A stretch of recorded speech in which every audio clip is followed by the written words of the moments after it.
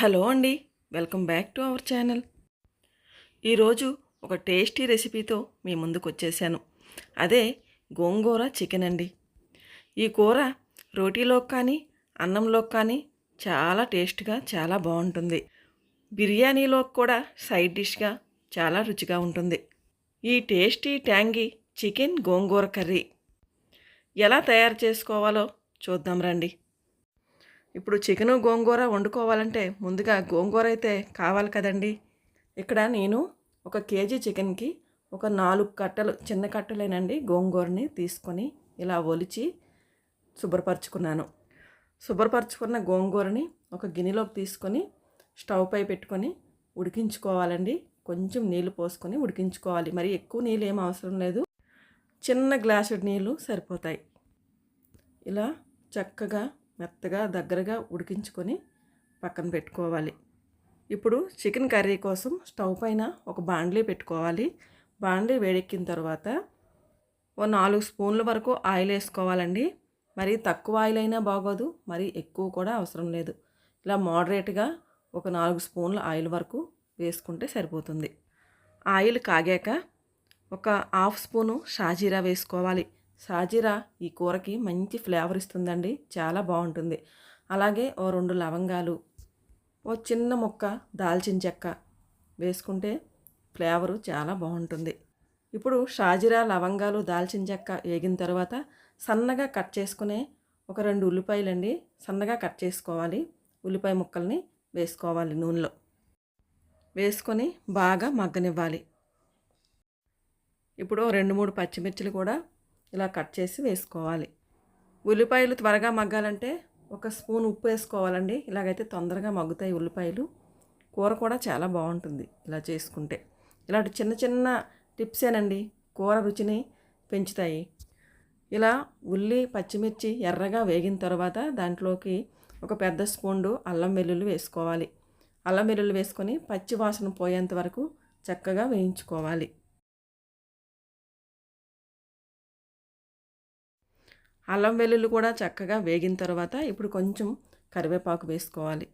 కరివేపాకు కూడా వేగిన తర్వాత ఓ 2 టమాటాలని ఇలా పొడవుగా చీలికలుగా కట్ చేసుకొని వేసుకోవాలండి. చాలా బాగుంటుంది ఈ కూరకి. గోంగూర పులుపు, ఈ టమాటా పులుపు చాలా రుచిగా అనిపిస్తుందండి. చాలా కమ్మగా ఉంటుంది కూర. ఇలా టమాటా ముక్కలు కూడా వేసుకొని ఇప్పుడు ఆ టమాటాలని మగ్గబెట్టాలి. ఇప్పుడు టమాటాలు కూడా బాగా మగ్గిపోయాయండి. ఇప్పుడు మనము క్లీన్ చేసి పెట్టుకున్న చికెన్ని అందులో వేయాలి. చికెన్ వేసాక చక్కగా అంతా కలిసేటట్టు బాగా కలుపుకోవాలి. కలుపుకున్న తర్వాత ఇప్పుడు కూరకు సరిపడా ఉప్పు వేసుకోవాలండి. ముందు మనం ఉల్లిపాయలు ఉప్పు వేసాము చూసుకొని ఇప్పుడు కూరకు సరిపడా ఉప్పు ఇప్పుడు వేసుకోవాలి. తర్వాత పసుపు వేసుకోవాలి. ఆ తర్వాత ఈ కూరకి ఒక 2 స్పూన్లు కారం నేను వేసుకున్నానండి. ఈ కూరకు కొంచెం స్పైసీగా ఉంటేనే బాగుంటుంది. మీకు కారం కావాలంటే కారం ఎక్కువ వేసుకోండి, లేదంటే కారం తినము ఎక్కువ అనుకున్న తక్కువ వేసుకోవచ్చు. అది ఎవరి రుచికి అనుగుణంగా ఉంటుంది ఉప్పు కారాలు అనేవి. ఇప్పుడు ఉప్పు, కారం, పసుపు అంతా బాగా కలిసేటట్టు కలుపుకోవాలి. కలుపుకొని మూత పెట్టి చికెన్ని బాగా మగ్గనివ్వాలి.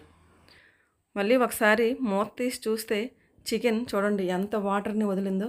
ఆ వాటర్తోనే చికెన్ అంతా ఉడికిపోవాలండి. మనం అడిషనల్గా ఇప్పుడు ఏం వాటర్ పోయవసరం లేదు. దానిలో ఉన్న వాటర్తోనే చికెన్ చక్కగా ఉడికిపోతుంది. ఇప్పుడు బాగా కలుపుకొని మూత పెట్టుకోవాలి. మధ్య మధ్యలో కలుపుతూ ఉండాలండి, కూర అడుగు పట్టేయకుండా. ఇప్పుడు చికెన్ చక్కగా ఉడికిపోయింది. ఈ స్టేజ్లో ఉండగా మనం ముందుగా ఉడికించి పెట్టుకున్న గోంగూరని మిక్సీ చేసుకొని ఆ పేస్ట్ని ఈ చికెన్లో వేసుకోవాలి.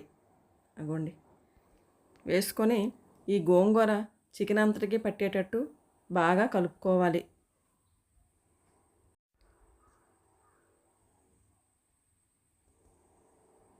ఇలా చికెను గోంగూర బాగా కలిపిన తర్వాత ఇప్పుడు ఒక 2 స్పూన్ల గరం మసాలా పొడిని వేసుకోవాలి. గరం మసాలా పొడి వేసిన తర్వాత మళ్ళీ అంతా కలిసేటట్టు బాగా కలుపుకోవాలి.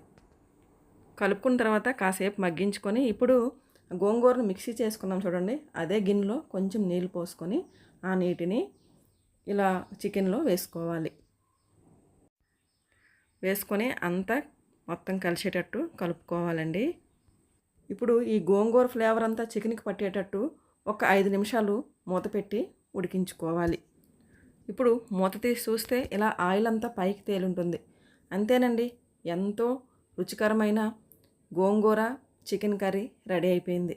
ఇప్పుడు మనం స్టవ్ ఆఫ్ చేసుకుని ఇంకా సర్వింగ్ బౌల్లోకి తీసుకోవటమే. ఇదేనండి వీడియో నచ్చితే లైక్ చేయండి, షేర్ చేయండి, సబ్స్క్రైబ్ చేసుకోండి. ఇంకో మంచి వీడియోతో మళ్ళీ కలుద్దాం. అంతవరకు బాయ్ అండి.